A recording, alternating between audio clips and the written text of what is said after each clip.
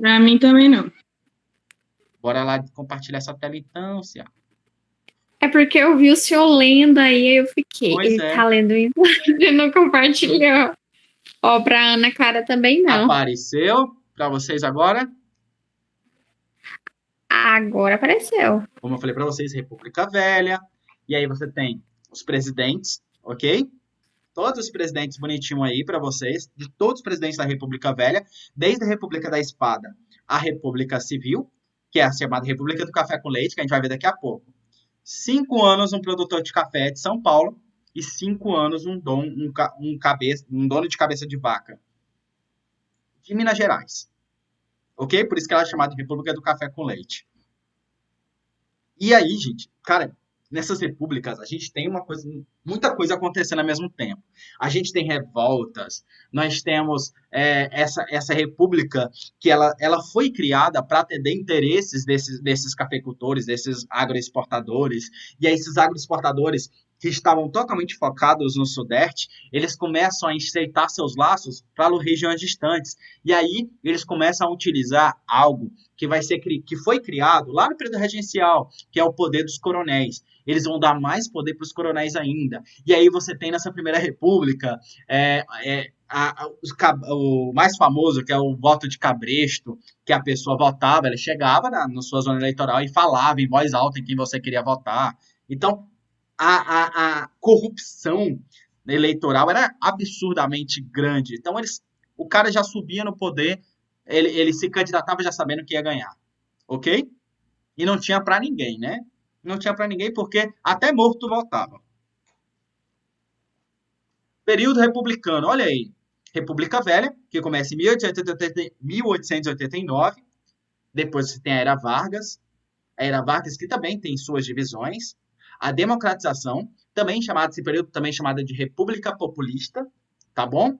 E aí você tem o mais famoso da República Populista, a gente vai ver, vai ser o JK. Depois você tem a ditadura civil-militar, também chamada de ditadura cívico-militar. No governo, na atualidade, eles chamam de regime militar, governo militar e tudo mais. Depois você tem a redemocratização. Depois da redemocratização, a gente hoje vive o que a gente chama de nova república. Beleza? Continuando aí. Olha aqui. Quando, na madrugada do dia 15 de novembro de 1889, uma revolta militar depôs o Ministério Liberal de Visconde de Ouro Preto. Ninguém veio em socorro ao velho e doente imperador. A espada do Marechal Deodoro da Fonseca abria as portas da República para que por ele passassem os republicanos evolucionistas carregando o novo rei, o Café de São Paulo. O novo rei seria o Café de São Paulo. Por que ninguém foi assim? Será que ninguém foi a defesa do imperador? É bastante conflituoso isso. No dia 15 foi proclamada a República. No dia 16, eles expulsaram a família real do Brasil, a família imperial do Brasil. A gente teve alguns grupos que até tentaram voltar, mas inclusive o imperador do Brasil acreditava que a República seria um caminho natural para o Brasil. É óbvio que ele não era a favor da ditadura que fosse instaurada através de uma ditadura. Ele se considerava republicano, então ele acreditava que a república seria algo natural para o Brasil, mas que não queria que fosse daquele jeito, obviamente. Mas quem vai comandar, quem seria o rei, na verdade, agora o imperador do Brasil, seria os donos de café. Vamos lá. Como é que era a república? Qual república nós tínhamos? Nós tínhamos alguns republicanos diferentes ali. E aí vocês têm que lembrar desses tipos de repúblicas que a gente tinha. Primeiro a gente tinha os republicanos radicais. Silva Jardim e Lopes Trovão eram os principais defensores dele. Lutava para assegurar todos os direitos civis com os direitos políticos ao povo. Os radicais eram considerados pelos conservadores como exaltados, idealistas e até inimigos da ordem, pois queriam, além da saúde e da educação fornecida pelo Estado, o direito de terras para todos. Minorias foram afastados do poder. Esses republicanos radicais eram uma minoria, bastante minoria mesmo. Eles queriam uma república tal como se fosse uma Revolução Francesa no Brasil. Inclusive, eles queriam mandar matar o imperador. Inclusive, tem os descendentes do Fernando Henrique Cardoso, foi um que falou, bora colocar a família imperial no muro e bora fuzilá-los. E aí Marechal falou, em hipótese alguma, Marechal era amigo de Dom Pedro, né? Em hipótese alguma, coloca eles no navio e manda eles embora. Eles são expulsos do Brasil. E aí você tem, durante esse período, esses caras. E aí você tem os militares, influenciados pelo positivismo, pessoal. É uma ideologia, beleza? Uma ideologia é uma ideologia científica, onde fala que tudo tem que ser da forma correta. Inclusive, o positivismo era muito a favor da ditadura, porque acreditava que a ditadura poderia trazer ordem e progresso. Influenciado pelo positivismo, queria o poder executivo forte, capaz de impor o progresso à nação independente das influências locais, em especial dos fazendeiros, que via como suspeição. Muitos defendiam até mesmo a necessidade de uma ditadura prolongada, a fim de alterar pela força do regime vigente. Então, esses caras, principalmente Augusto Conte, que vai ser um dos grandes pensadores do positivismo, vai chegar esse positivismo que era bastante influente dos militares brasileiros, principalmente da chamada Escola da Praia Vermelha, do Rio de Janeiro, que influenciavam bastante essa questão do positivismo no Brasil. E você tinha os fazendeiros, em especial os cafeicultores paulistas, defendendo um federalismo mais acentuado. Essa proposta completava com as teses liberais clássicas, divisão de poder legislativo, executivo e judiciário, eleições para todos os cargos e um mínimo de interferência estatal na economia. Qual que a gente teve? Na primeira fase dessa república, quem vai mandar vai ser os positivistas. Tanto que eles que vão cunhar a primeira bandeira do Brasil, a segunda bandeira da República no Brasil, aliás. A primeira bandeira republicana vai ser uma cópia da bandeira dos Estados Unidos, só que verde e amarelo. E a segunda, eles vão manter o quadrado. É a bandeira que a gente tem hoje. Vão tirar o brasão imperial e colocar aquela bola azul. Beleza? Com os dizeres, os dizeres positivistas, que é ordem e progresso. Que a ordem pode levar ao progresso da nação. Beleza? Essa ordem, a qual eles acreditavam que seria literalmente uma ditadura, poderia impor. Lembrando que a palavra ditadura nessa época não era vista como algo ruim, não. Era vista como algo forte, capaz de um poder centralizado que poderia levar a um progresso, já que se acreditavam que esse progresso não iria acontecer com uma mulher liberal no poder, que no caso seria a princesa Isabel. Então a gente não pode esquecer, em hipótese alguma, que a República foi proclamada também por causa de machismo.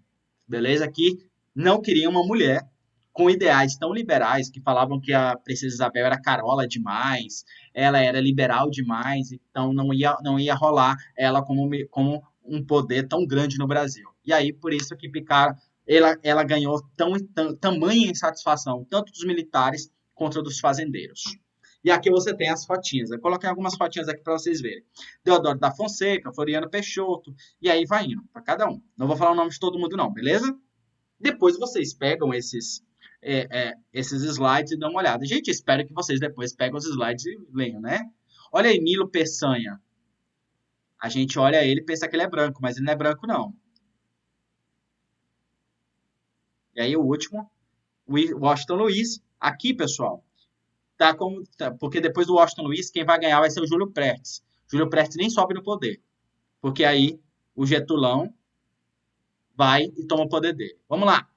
Início da República. Um golpe de Estado em 15 de novembro de 1889, que vai pôr fim, obviamente, à monarquia e à cessão do poder dos militares das oligarquias cafeicultores.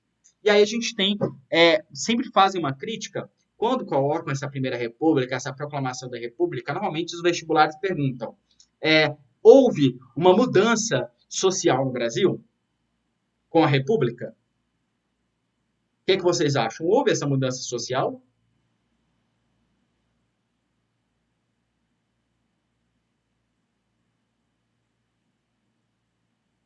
Eu acho que não. Cidade não tem habitantes, babaqueiro não. Eu acho que não. Não, pessoal, realmente não houve. As oligarquias que estavam com medo de perder o poder no Terceiro Império ou no governo de Isabel, não queriam perder esse poder. E aí eles vão apoiar a República exatamente por causa disso. Então, a conjuntura social não vai mudar em nada com a República. Vai continuar a mesma coisa. O pobre cada vez mais pobre, o rico cada vez mais rico. Beleza? Não vai mudar em nada. Exatamente porque eles não queriam isso. Então você tem chamada República da Espada e a República Oligárquica. A República da Espada só tem dois governantes, que nesse caso vai ser Deodoro da Fonseca e Floriano Peixoto. Floriano Peixoto tem uma cidade em honra a ele, que é Florianópolis, beleza? Florianópolis é dado esse nome por causa de Floriano Peixoto, que é considerado, mano, um dos caras mais sanguinários da história do Brasil, inclusive, viu? Olha aí, República da Espada, ela vai de 1889 a 1894. E aí você tem de um lado a Marechal Deodoro e do outro Floriano Peixoto. Governo provisório do mal, Deodoro da Fonseca. O que Deodoro da Fonseca ele vai fazer? Qual vai ser o papel? Lembrando que ele governa apenas por pouco tempo. Extinção das instituições do Império, então ele vai extinguir tudo, qualquer coisa relacionada ao Império, beleza? Como Conselho de Estado, todas aquelas coisas, primeiro-ministro, tudo mais, ele vai extinguir. E ele vai centralizar o poder na mão do presidente da República. Instalação da República, ele vai separar igreja e Estado completamente. A gente viu na aula passada sobre Brasil e Império que o próprio Dom Pedro ele já estava caminhando para essa separação do Estado, quando a igreja vai criticar os maçons, ele vai mandar prender alguns bispos, o que vai gerar uma comoção muito grande e tudo mais. Naturalização em massa, ele vai pegar aqueles vários imigrantes que chegaram no Brasil e vai naturalizar todos eles como brasileiros, o que vai trazer um boom de crescimento demográfico no Brasil, porque o Brasil vai começar a ter muito brasileiro. Tentativa de superação da crise econômica com Rui Barbosa, que é um dos caras mais famosos, que é ministro da Fazenda, que vai se chamar esse processo de superação de crise econômica, vai ser o exiliamento, beleza? Tem um livro de Rui Barbosa que é muito bom, chamado... Rui Barbosa, inclusive, ele era liberal, ele era a favor de um Estado mínimo e um poder maior. Ele era senador e depois vai se tornar ministro da Fazenda. Ele ainda vai conseguir fazer algumas reformas, tentando modernizar, mas não muita coisa não. Convocação de uma Assembleia Nacional Constituinte, que é literalmente para criar uma nova Constituição, já que essa Constituição imperial não tinha como servir mais nada, né? Então ele vai buscar uma nova Constituição e vai dar o poder para o parlamento criar uma nova Constituição. Reformas bancárias e o auxiliamento. É muito importante que você dê uma atenção bastante grande a essa proposta de Rui Barbosa. Buscando incentivar o desenvolvimento econômico por meio da expansão de crédito para as empresas, o governo decidiu favorecer o empréstimo e emitir papel moeda. Contudo, essa emissão... Gente, para aí. Emitir papel moeda. Se temos uma crise econômica, imprimir mais dinheiro é a solução? Quem fez isso recentemente? Alguém sabe? Teve um governo que fez isso recentemente. Estava numa crise econômica e aí emitiu mais dinheiro, fez mais papel. Quem fez? Alguém lembra? Qual? Não. Quem fez isso recentemente foi Maduro. Maduro estava numa crise econômica e aí o que ele fez? Ele vai imprimir mais dinheiro, causando uma crise econômica ainda maior. Beleza? Contudo, essa emissão desenfreada e a facilidade de crédito provocando uma enorme crise inflacionária e a especulação financeira. A situação ficou conhecida como encilhamento, em alusão ao encilhamento de cavalos antes das corridas, quando se intensifica as apostas do Jockey Club do Rio de Janeiro. Na época, por exemplo, surgiram dezenas de empresas fantasmas com o objetivo de tomar empréstimos. Em 1891, o ministro da Fazenda, Rui Barbosa, renunciou ao cargo. Lembrando, existe várias charges do começo da República. O Rui Barbosa jogando dinheiro assim, sabe, nas pessoas, porque ele soltou dinheiro e vários fazendeiros criaram empresas de fachada apenas para pegar dinheiro do governo. E sem intenção nenhuma de pagar, não. Então, houve um boom de crescimento de corrupção durante esse período. Lembrando que Rui Barbosa ele era republicano e depois vai se mostrar bastante arrependido.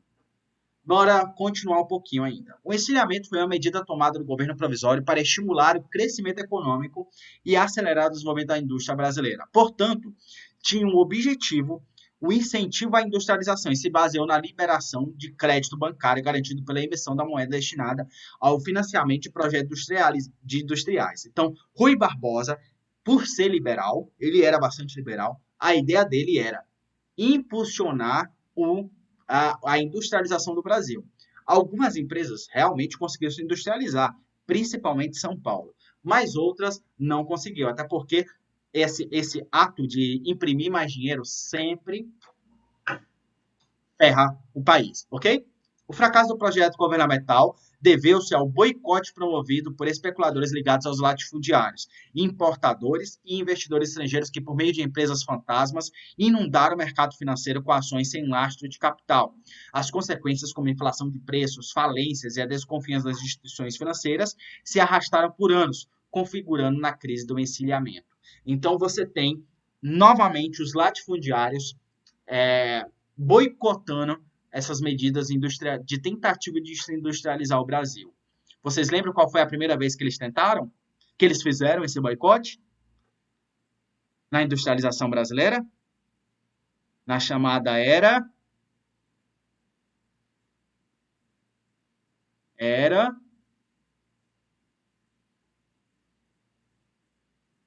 Ninguém lembra? Na era Mauá, pessoal.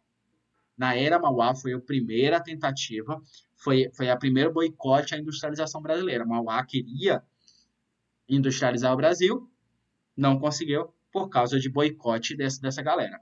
Nesse caso, Rui Barbosa entrou no governo e o governo estava incentivando a industrialização. E aí, esses latifundiários, que também faziam parte do governo, obviamente, vão boicotar os ideais dele. Uma perguntinha da PUC. Depois de proclamada a República Brasileira e instaurado o governo provisório do MAU, Deodoro da Fonseca, foram necessárias medidas de plano econômico-financeiro para solucionar a insuficiência do papel moeda em circulação no país. Rui Barbosa, ministro da Fazenda, elaborou uma rápida solução que ficou conhecida como encilhamento. Esse plano econômico-financeiro tinha como principal característica. Vamos aí, tempo aí para vocês lerem e me falar qual que é. Leia aí, o confisco do papel moeda em circulação e que gerou inflação e especulação.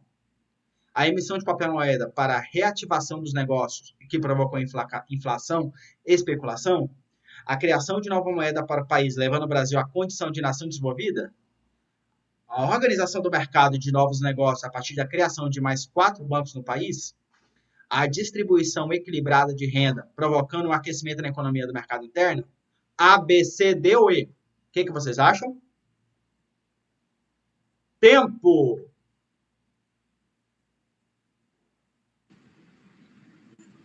Eu marcaria B, não sei se está certo.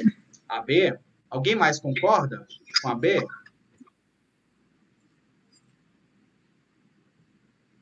Será que é a B? Também acho que é a B. Faz sentido, né? A gente acabou de falar isso. Vamos saber agora? Foi a B mesmo. O correto é a B. A emissão de papel moeda para a reativação dos negócios, o que provocou inflação e especulação. Toda vez, não se esqueçam disso, isso pode cair na prova. Toda vez que a gente tem uma tentativa de imprimir mais moeda pensando que vai melhorar a economia, isso dá merda. Não tem como. Por que imprimir moeda não dá certo? Porque o papel e o dinheiro que a gente tem, deixa eu pegar R$2 aqui. O papel moeda que a gente tem, a moeda, ele é apenas representativo do que o governo tem no cofre. Se o governo imprime mais do que tem, obviamente, você tem a perda de valor desse dinheiro, ok? O que não vale de nada. A Venezuela fez isso recentemente, pensando que ia dar certo. Hoje a galera faz bolsa com dinheiro, porque o dinheiro não vale nada. Beleza? Seguindo aqui. Isso aqui, pessoal, é a Constituição do Brasil. A primeira Constituição republicana, aprovada em 24 de fevereiro de 1891. Qual o nome do Brasil aí? Estados Unidos do Brasil. É tipo aquele meme, né? Ei, posso copiar seu trabalho? Aí pode copiar, mas não faz igual. É Estados Unidos do Brasil. Lembrando que Estados Unidos do Brasil durou até os anos 50, beleza? Até os anos 50 você tinha Estados Unidos do Brasil como nome oficial. Depois, eu não me engano, foi nos anos 50, 60, que a gente se tornou República Federativa do Brasil, que é o nome da República do Brasil na atualidade, República Federativa do Brasil. Vamos lá conhecer um pouquinho essa Constituição Brasileira de 1891. Obviamente não é a mesma Constituição hoje em dia. Regime republicano e federativo, Estados Unidos do Brasil, beleza? Com a cópia, a tentativa era copiar o máximo possível os Estados Unidos, 3 poderes, legislativo, executivo e judiciário, então eles vão anular o poder moderador, obviamente. Legislativo federal bicameral, que é o que a gente até hoje tem, Câmara de Deputados e Câmara do Senado, até hoje a gente é dessa forma. Eleições diretas para cargos do executivo e legislativo. O que é eleição direta? O povo vota no presidente e o povo vota nos deputados e senadores. Beleza? Somente o poder legislativo que não é por voto, já que o poder legislativo é indicação do presidente da República com aprovação do poder legislativo. Mandatos: presidente, governadores, deputados federais, estaduais, prefeitos e vereadores de 4 anos, exceto os senadores, que é 8 anos. Isso até hoje é isso? Até hoje é isso. Voto universal, se liga, masculino. Excluía, nesse caso, mulheres, menores de 21 anos, soldados, padres, mendigos e analfabetos. Agora eu lhe pergunto, minha irmã, muita gente votava no Brasil? Não votava. Não votava. Porque a gente tem uma população majoritariamente analfabeta. Então, se o cara era analfabeto, já não podia votar. Beleza? Mulheres, obviamente, já ia, pegava aí 30, 40. Morreu muito homem na guerra do Paraguai. Então, a população masculina do Brasil não era grande, né? E ainda menores de 21 anos, aí que você diminui ainda mais a população votável. Então, ainda você tem um voto claramente elitista. Beleza? Você falava, então não é que todo mundo não podia, não é, o voto censitário ainda praticamente existia, só que com outros viés. Vamos lá. E o povo? Aí, uma frase de Lima Barreto, que eu sou apaixonado. O Brasil não tem povo, tem público. Bora lá, então. Lima Barreto, ele é um grande escritor negro do Brasil, que ele é um dos principais escritores negros do Brasil, que inclusive faz bastante críticas a esse poder da República. A exclusão foi de tal ordem que na primeira eleição da República, o número de eleitores não ultrapassou aqueles que haviam participado do último pleito realizado no mote da Constituição de 1824, pela qual votava quem tivesse renda superior a 10 mil réis, fosse alfabetizado ou não. Seja como for, houve um avanço inegável. Quase todas as carreiras políticas, exceto os cargos de ministro e secretários estaduais, passaram a depender do voto. Além disso, nenhum delas era vitalício, o que obrigou parlamentares e detentores do cargo público a se preocuparem em ter um mínimo de apoio popular. Então, para vocês terem noção, quando criou a República, votavam menos pessoas do que quando votavam no Império. Olha que loucura, né? Então, a gente tinha muita gente que recebia mais de 100 mil réis e estava ali apto a votar, do que colocar uma população que não poderia votar nem mendigo, não poderia votar nem analfabeto, nem mulheres. E aí, automaticamente, você excluía boa parte da população ali. Então, quando o Lima Barreto fala, o Brasil não tem povo, tem público, o que vocês entendem com isso? Alguém pode dar o tom da palavra aí?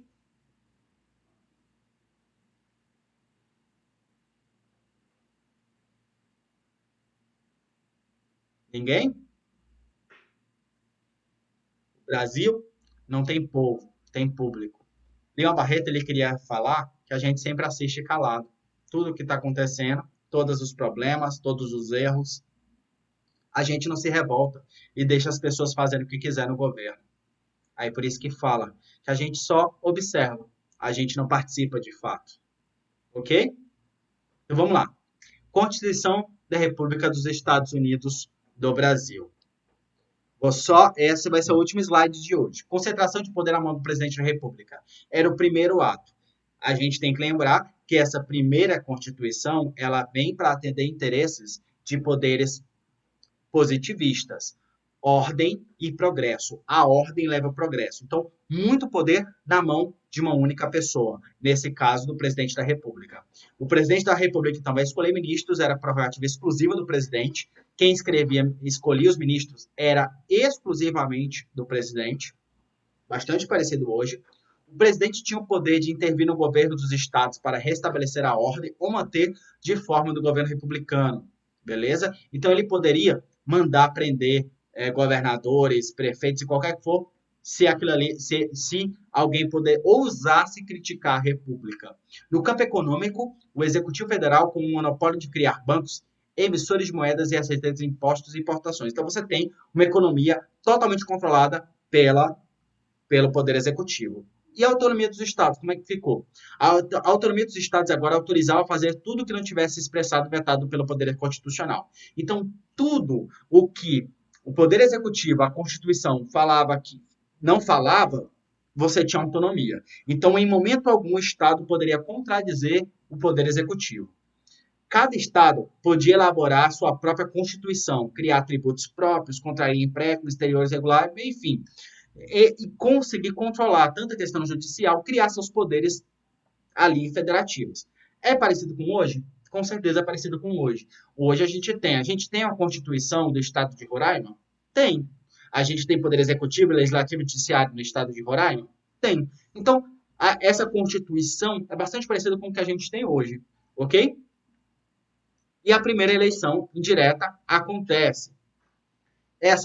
A primeira eleição vai ser o parlamento que vai votar. O primeiro-ministro, o primeiro-ministro não, você vai ter nesse primeiro momento, Deodoro da Fonseca, ele vai fazer ali, ele vai controlar o Brasil até a criação da Constituição, promulga a Constituição, acontece a primeira eleição, que vai acontecer de forma direta, ou seja, o parlamento, o Senado e deputados votam em quem vai ser o presidente da República. Nesse caso, você tinha um candidato, Deodoro da Fonseca e Prudente de Moraes. Beleza? Quem vai ganhar? Candidatos. Deodoro, nessa época, lembrando que se votava tanto no deputado quanto no vice. Quem vai ganhar? O presidente vai ser Deodoro da Fonseca e o vice vai ser Floriano Peixoto. Ok? Lembrando que depois, Deodoro da Fonseca ele vai pular fora. Depois de ser eleito. E aí, governo constitucional do mal. Deodoro da Fonseca e depois Floriano Peixoto. Pessoal, e aqui a gente vai deixar essa partezinha para depois. Pode ser?